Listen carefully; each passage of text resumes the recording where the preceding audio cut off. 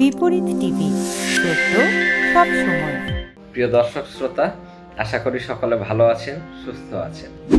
আজকে আমাদের দেশের যে নির্বাচন কমিশনের প্রধান নির্বাচন কমিশনার সহ কমিশনাররা ছিলেন, তারা পদত্যাগ করলেন। এই কমিশন একটি কলঙ্কিত কমিশন, পতিত স্বৈরাচারে নিয়োগ দেওয়া একটা কমিশন ছিল।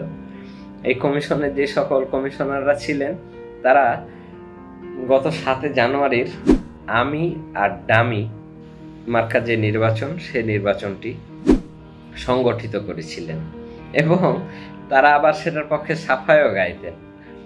লজ্জা শরম না থাকলে যে ব্যাপারটা ঘটে, সেটাই ছিল তাদের মধ্যে।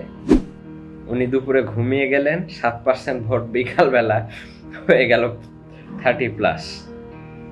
এই যে নির্লজ্জ একটি নির্বাচন কমিশন এবং সেই কমিশনের কমিশনাররা, শুধু তারাই কি নির্লজ্জ? শুধু তারাই কি অপদার্থ? শুধু তারাই কি বাংলাদেশের মানুষের অধিকার হরণের একমাত্র মাধ্যম ছিল? এমনটা কিন্তু না।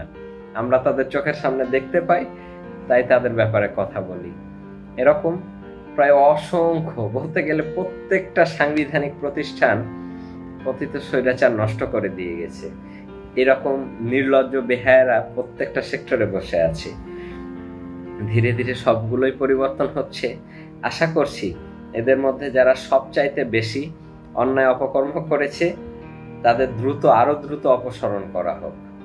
কারণ এরা নিজেদের জায়গা মতো বসে থাকলে তাদের নিয়োগকৃত প্রভুর যে স্বার্থ, সেটাই বাস্তবায়নের চেষ্টা করবে। সঙ্গে বর্তমান সরকারকে ব্যর্থ করার যে গোপন প্রচেষ্টা, সেটা তারা অব্যাহত রাখবে।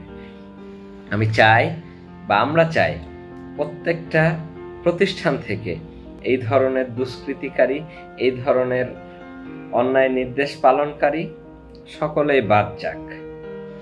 এই জায়গাগুলোতে যাদের প্রকৃত অর্থে মেরুদণ্ড আছে, তারাই নিয়োগ পাক এবং তারা দেশ ও জাতির সেবায় অংশগ্রহণ করুক।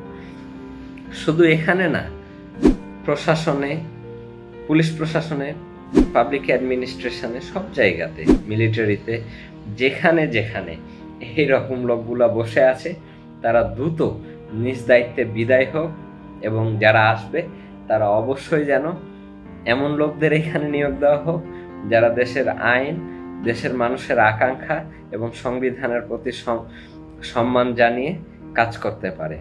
ধন্যবাদ। সবাই ভালো থাকবেন, সুস্থ থাকবেন।